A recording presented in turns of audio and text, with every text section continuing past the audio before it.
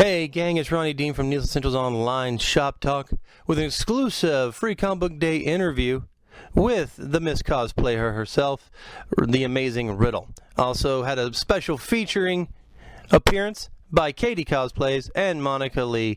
All of them were very funny. They were very insightful, and it was a great time for me to interview these three amazing costume makers, these three amazing ladies, and I hope you enjoy Free Comic Book Day exclusive interview with the amazing Riddle, Katie Cosplay, and Monica Lee. Kind of how I roll online. All right, so I am standing in an adequately long line at Heroes, Charlotte, North Carolina, with the fabulous Riddle. Hello, Riddle. Hello. And she is dressed today as the Wasp, I guess. I guess it's Wasp. It's Wasp. Yes. But she's dead. No one cares. I thought she died again. I don't know. I'm dead, actually, to be perfectly honest. She's back. She dies. That's how it goes. All right.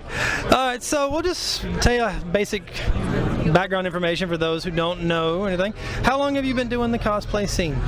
It wasn't a scene when I started, so it was like I thought I was the coolest kid on the block. It was Halloween. I'm like, I'm gonna dress up from anime, and for a couple of years I thought I was the only one doing it. I didn't know anybody else ever did anything like this. So, long story short, over 10 years.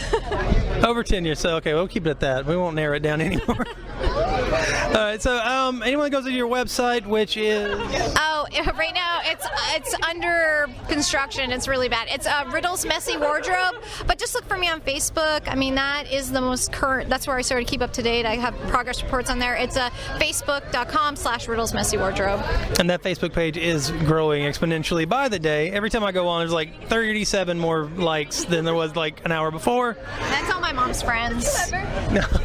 Mom has a lot of friends. That's like ridiculous. Very popular. Very popular. And I'd say on the Facebook page, you get some great cosplay tips for costumes. I can also say there's some also wonderful recipes. A lobster. About that recently, I haven't posted any. Well, the lobster poutine was one of my favorites. I was like, that's I'm going good. for the Canadian with that. Because I tend to do more of like more delicious cooking in the winter. So now that summer's come about, it's all salads and. Okay, fair enough. I need to hit the salads a little bit myself, actually. Yeah. So. Not you. You look fine. Oh well, thank you. Well, I'm not wearing the skin tight, you know. When are you gonna wear the skin tight? Oh God, you know, I think I'll bust it out for Heroes Con. Honestly, yeah, I'm going full on River Tam after she's, you know, discovered on the Firefly. So just complete nude, skin tight thing. That's what I'm going for. You should just do the one she's found in the box. Just lay in a box naked. Oh, that would work. Just have someone carry you around.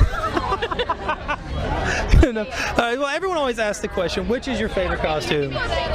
Right now, it's whatever I'm working on, but generally right now my favorite costume is a cross between, I still love Snow White. I love, because the kids know who I am, and it's just this whole different experience when kids come up to you, but I also really like the Rocketeer. That's how I like it. I think the Rocketeer is still one of my favorites to wear, but I mean, I like different costumes for different reasons, especially if it has comfortable footwear. It's at the top of the chart. Right.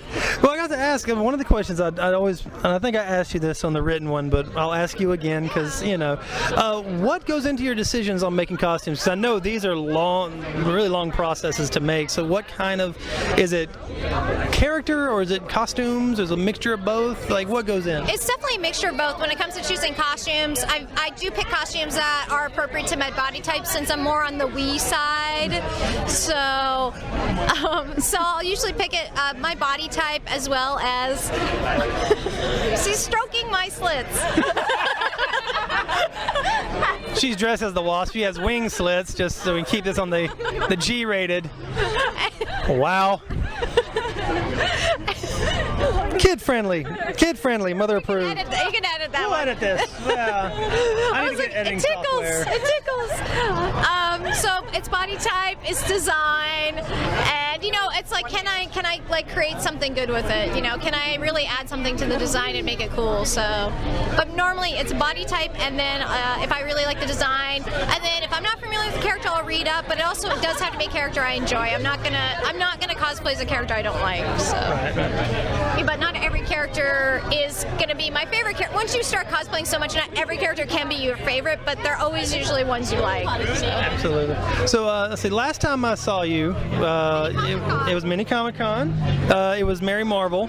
I meant to ask, is that one of those ones like the character, or was it just, oh, I love that costume, the lightning? I like the costume. It's the retro. And not only that, but I had done evil Mary Marvel, so I think it'd be funny to do the good and the evil and then do a shoot with it. Because that's what, like, I like going to cons and I love getting photos and I love meeting people, but what I love is creating like a storytelling photo in the costume. So you sort of shoot it in, you know, you shoot almost like a comic book page or comic book photo. That's what I like. So nice.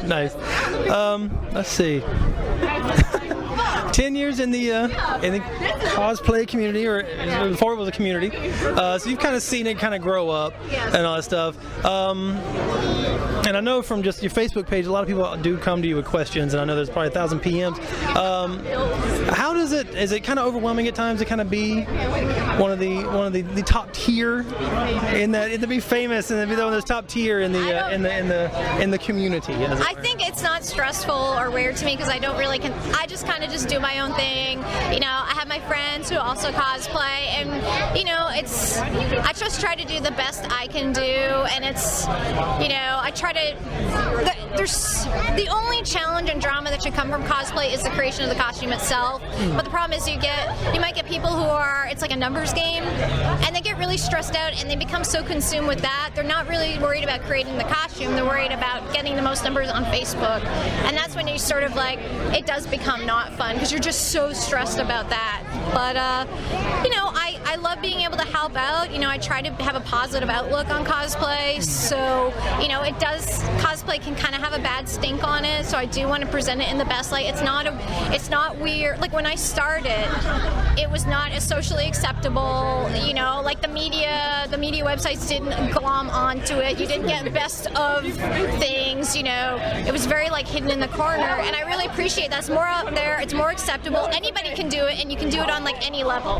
You know, you can be the casual cosplayer, or you can be like someone who's, you know, devotes a whole year to one amazing costume or does a costume every week. You know, there's no rules. So fantastic. The only thing I do is don't put someone down to bring yourself up. That's probably one of the main rules. And you know, for me, I like to focus on craftsmanship and, you know, just, you know, present something that you're confident in, that you're proud of. And the great thing about cosplay is it inspires people to work out.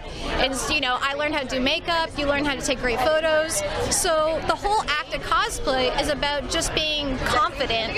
And for a lot of people I know, when they grew up as geeks, it didn't happen to me, but, you know, they didn't have a lot of confidence and they were put down and made to feel bad about themselves. And cosplay should do the opposite. It should make you feel good. You should feel proud about the things you do and the characters you're being. And so that's what I like about cosplay. That's a fantastic answer, actually. And it actually even sort of answers the second follow-up question, which is I'm starting to notice a trend of sort of cosplay territorialness in some places. Yeah. Like people peeing on characters? Well, yeah. Kind of.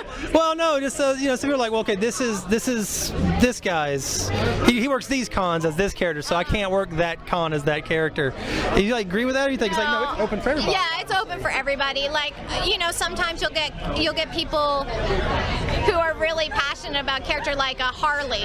You know, you'll get girls who are like, I am Harley, and then they might get upset about other girls being Harley, but I don't get that way at all. I'm like, if you like a character, just go ahead and be it. You know, there are only so many characters. There are a lot of characters, but there are only so many that, you know, people maybe want to be. So no, I don't agree with being territorial. You shouldn't discourage people from cosplay. You know, if one guy just loves Batman and all he ever wants to be is Batman, then just because some other guy's like, oh, I go to this con as Batman, no one else should be Batman, that's not cool.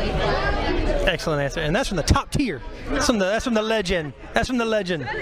Okay, I've lost my train of thought here. I like food. I like video games. I will. I've got plans. Yes. Really? Yeah. Nice. Be like, this is my We did a redesign. I went to Brian Stelfreeze because her outfit's just terrible. I'm going to be straight up honest. It's really bad. So I went to Brian Stelfreeze and came up with this amazing, innovative, sort of like new design. And the one thing I want to do is